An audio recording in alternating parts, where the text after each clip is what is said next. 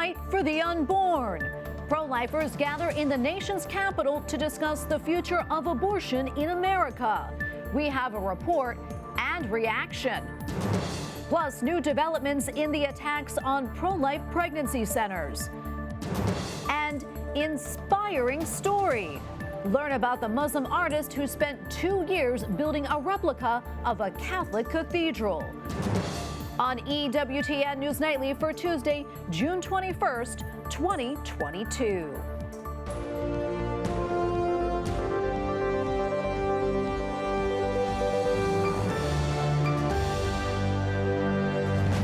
Thank you so much for being with us tonight on this feast of St. Aloysius Gonzaga. I'm Tracy Sable. A major victory for religious schools today. The U.S. Supreme Court says the state of Maine's tuition assistance program must cover religious schools, including Catholic parochial schools. Capitol Hill correspondent Erik Rosales breaks it all down for us. Erik. Well, good evening to you, Tracy. You know, the court really voted along ideological lines and really opened up the doors for taxpayer money to be used to fund tuition at religious schools. Experts say that it also opened up the door for parents who couldn't afford to send their kids to Catholic schools may now be able to do so.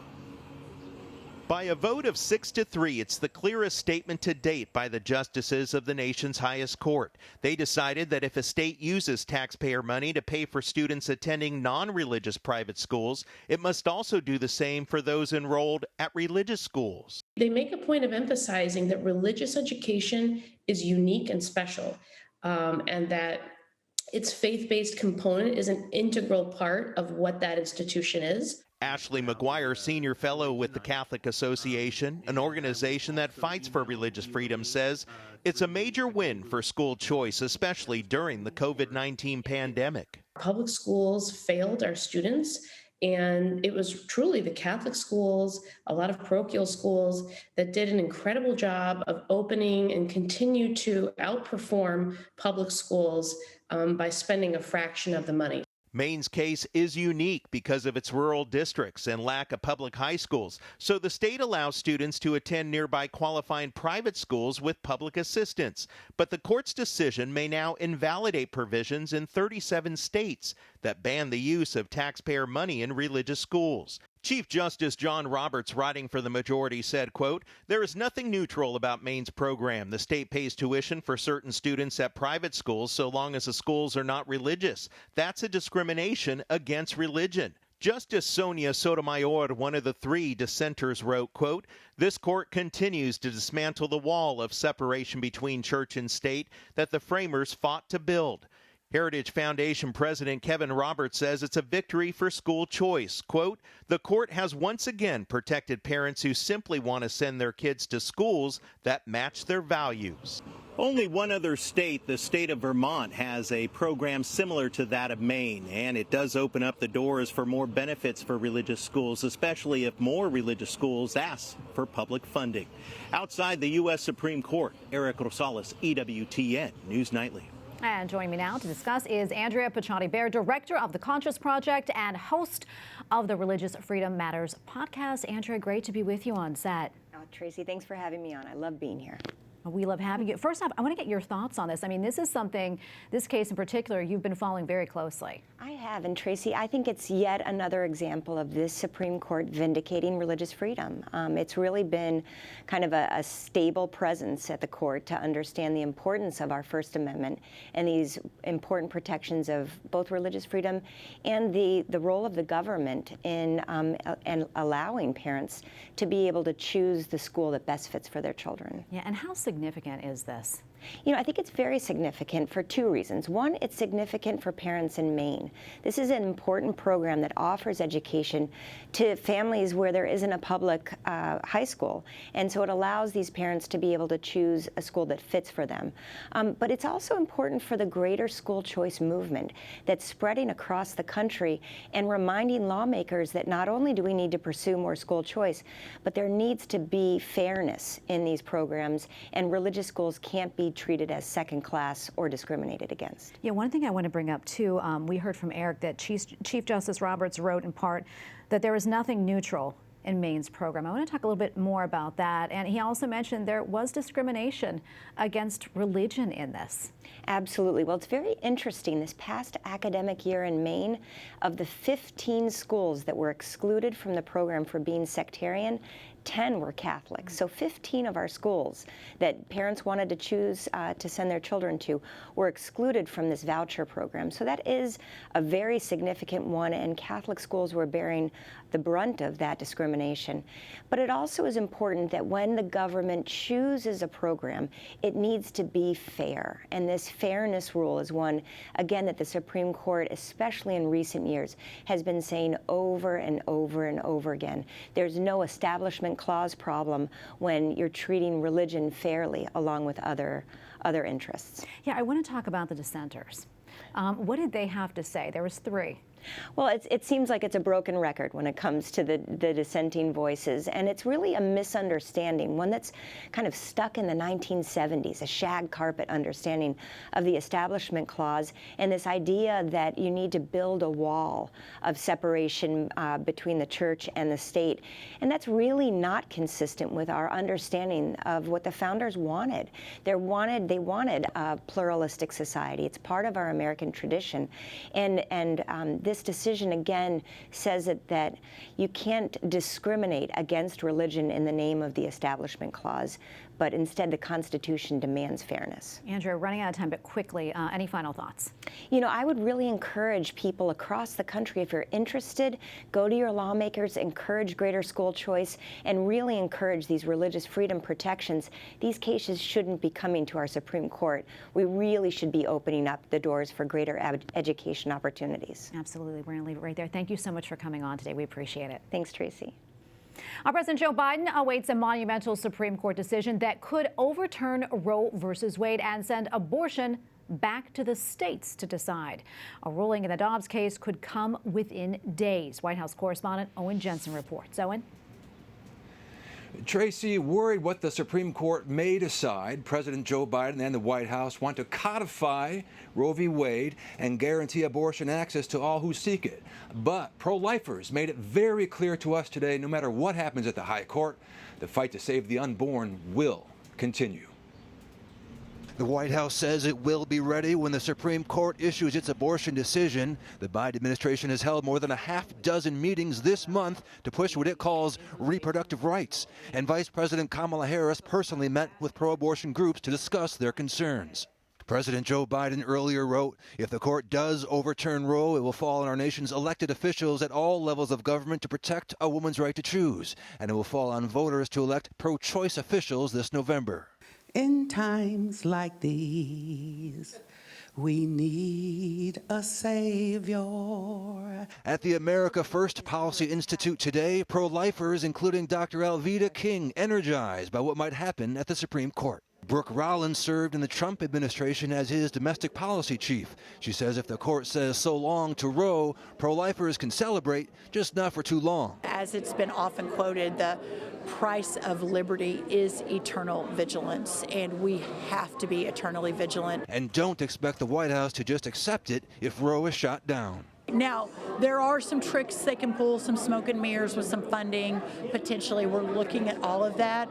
But ultimately, when the U.S. Supreme Court says that Roe v. Wade is unconstitutional and that the people in the state should decide, that is where this next step will be. Elsewhere today, with the youngest Americans now eligible for COVID-19 shots, President Biden and the First Lady stopped by a local vaccination clinic, urging kids to get vaccinated. Hey, Doc, she says she wants to be a doctor. Hey. Now back to the pro-life event at the America First Policy Institute today. Brooke Rollins, who you saw my report, says that a decision on Dobbs could come at any minute now.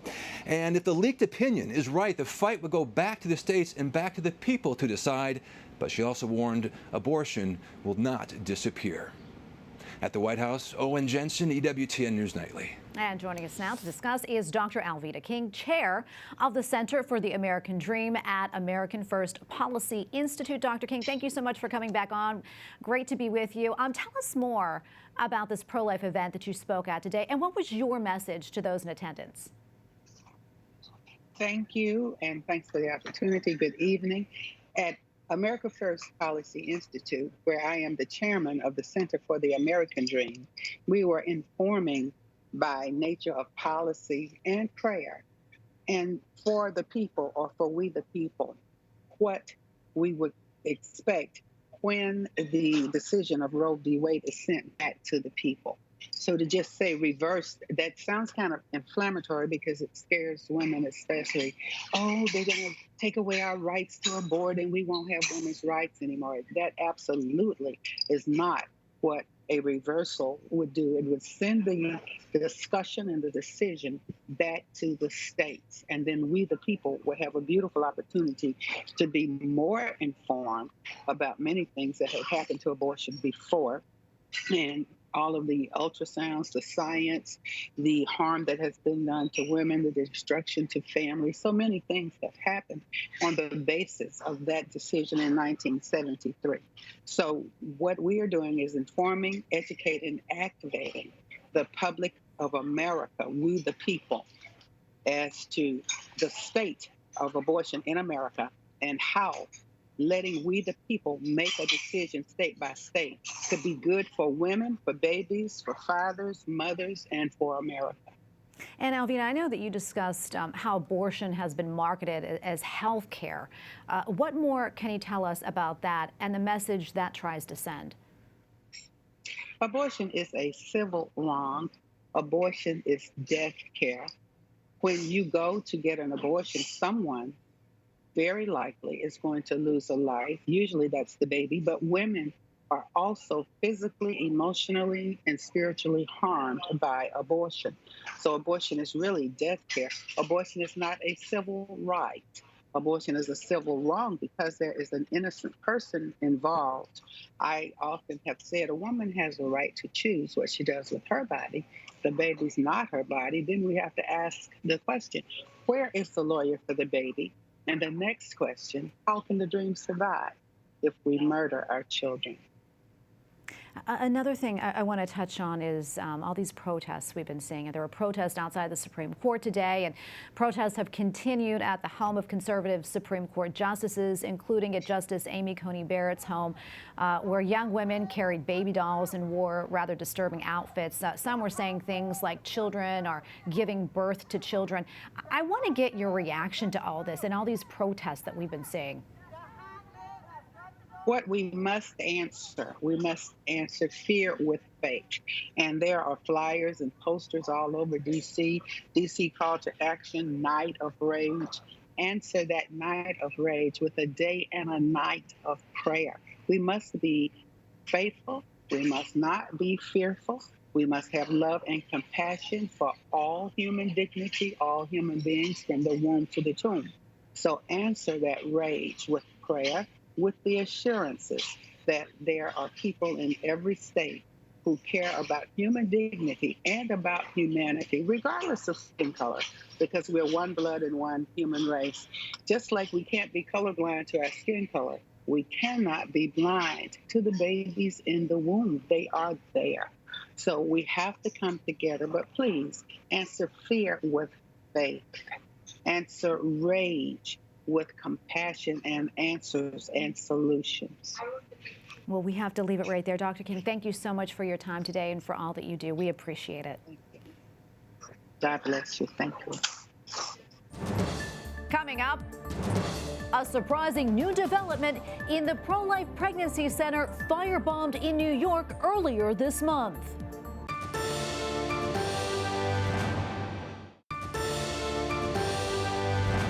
A pro-life pregnancy center in upstate New York, which was firebombed earlier this month, is now facing an investigation for not offering abortion services.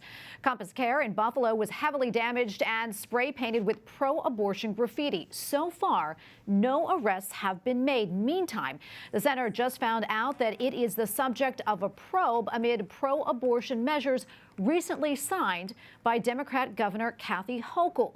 The center says the state wants information on donors, patients, and more.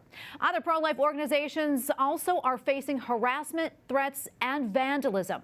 As we reported last month, the pro-life policy group Wisconsin Family Action was attacked on Mother's Day, becoming one of the first pro-life organizations to come under fire after the Supreme Court draft opinion was leaked. And joining us now is Julaine Appling, president of the Wisconsin Family Action Group, joining us now. Great to be with you, Julaine. Thank you so much for your time. For those who may not be familiar with what happened to your organization, can you briefly describe the attack? Sure, I can do that. And thanks for this opportunity. It's really important that we keep giving this message out to folks.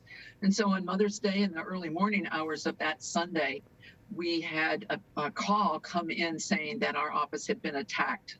Someone or someones had taken 2 Molotov cocktails and tried to throw them into our office windows. Now, we have a suite of offices, and the office they chose for this was my personal office. One didn't go through and the window didn't break, so they broke a window, threw another one in. It didn't explode as much as they would have liked, so they set on fire some material that was on the windowsill inside the window. So we had a fire that was set. We had the Molotov cocktails set off, and we had graffiti put outside our office on the exterior walls that said, first of all, if abortions aren't safe, then you aren't either. And then we had some anarchist symbols as well. It's so disturbing. I understand that a $1,500 reward was recently offered for information about that attack. Since that reward was announced, have any arrests been made, or have the police received any leads? No, no arrests have been made. And by the way, we're getting ready to up the reward. The police did call me right after we released the press release announcing the initial amount for the award and reward. And we were, I hadn't heard from them for 2 weeks. And then when they saw it on the news that we had issued this statement and we're offering the reward, suddenly I got a call from them. And I'm not saying that to be negative about them, but it's sometimes a long time between the times that we hear from them and get updates. To the best of my knowledge, and they actually stopped by today for some information they needed from us, and they've not arrested anyone. They haven't talked about a person of interest. They haven't talked about any tips that have led to anything. So apparently all levels of law enforcement are involved, local police, the FBI, and of course ATF, who is handling the physical evidence. Well, we're praying that you get some answers very, very soon on this, Julaine. I'm wondering, what advice maybe do you have for other organizations that are facing similar threats and attacks? Well, you know, we're a policy organization, and quite honestly, if somebody in Wisconsin was going to be attacked, I'm so glad it was us and not a pregnancy resource center. These are the best ground troops we have in Wisconsin and all across the country in the pro-life movement. And I think some of those would have been put in a situation where they couldn't keep going. We were not put in that situation. We haven't stopped. We haven't shut down. We haven't stopped talking. We haven't stopped doing what we do. And so pregnancy resource centers and care centers, I think, are in an unusual situation. I've visited several since the attack happened on us. And I'll tell you what, those folks that are doing that work, they are there every day that they're open. They're offering their services. They're being careful. They're making sure their employees and their volunteers are safe and that their clients are safe and feel safe, but they're not stopping. They know their work is important, just like we know our work is important. And we aren't going to stand down, go away, be quiet because the bullies are trying to intimidate us. And so I think what we all need to do is be wise. Take steps to ensure the safety of all the people who work with us and anyone who comes to our clinics or our offices. And then, you know, quite honestly, we have to trust God to take care of us. We aren't foolish, but we can't quit just because they're threatening and or attacking. But, you know, if they don't get this stopped pretty soon, someone's going to get hurt. And that's why we want this wrapped up as quickly as possible here, at least in our situation. Yeah, and again, as I said, we are praying for you. We hope this gets wrapped up, you get some answers, and we really appreciate you coming on, Julaine, and speaking with us. God bless you. Thank you. You folks, too. Up next, how the Diocese of Rome is playing a major role in the World Meeting of Families. And see the 6.5-foot-high wooden replica of a Catholic cathedral in Germany.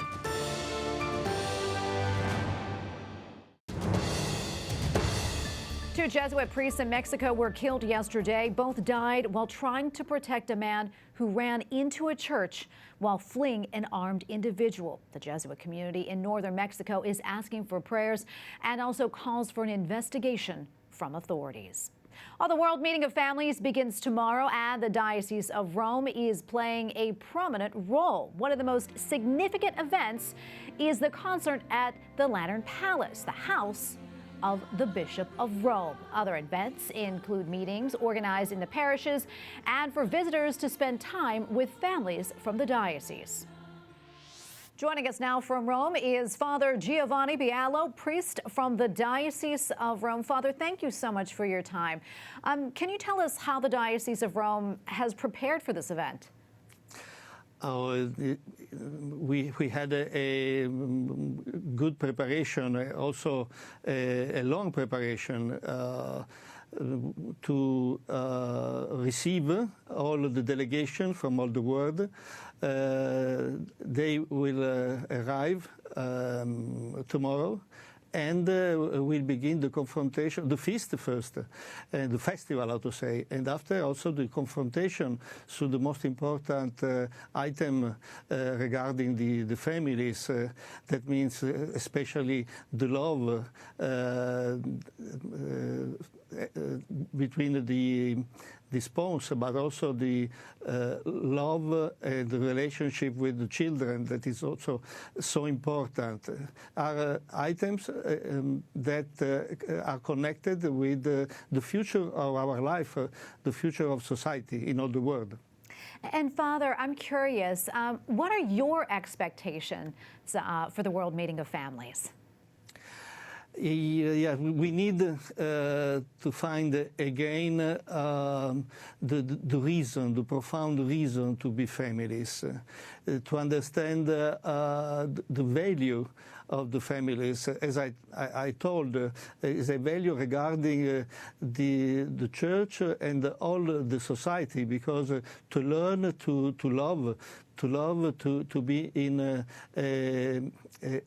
good relationship in the families means to become able to love and to have a good relationship in the society, in the work, and in the relationship everywhere, and also to build again good families, and so to school to love in the families will have many consequences for all of the world. And Father, I understand at a recent panel hosted by the EWTN Vatican Bureau that you said the family is the school of eternity. What did you mean by that? Yes, I think it is profoundly true. Because eternity is connected with the love. So to learn, to respect, to love, to have mercy each other means to live the life in the perspective of the eternal life. Eternal life means Jesus. So the love that we live in the families, in the world, during our lives, especially in the families, to build the future society, means that we are preparing ourselves to live in the eternity, to live the communion all together in our future life. Well, Father, thank you so much for speaking with us today. We really appreciate it. Father Giovanni Biallo, priest from the Diocese of Rome. Thank you again. And finally tonight, a Muslim artist living in Germany just finished a 2-year-long project. It is a giant wooden replica of the iconic Catholic cathedral in Cologne. Fidel Al-Qudar built a model that is 6 feet 5 inches tall. He estimates that it took 5,000 hours to finish. The replica is on display across the street from the real cathedral. The artist says that he had many Christian friends while growing up in Syria, and he considers the Catholic cathedral, quote, almost like a dear friend. That is incredible, so beautiful. And we thank you for watching tonight. For the entire EWTN News Nightly team, I'm Tracy Sable. Good night and God bless.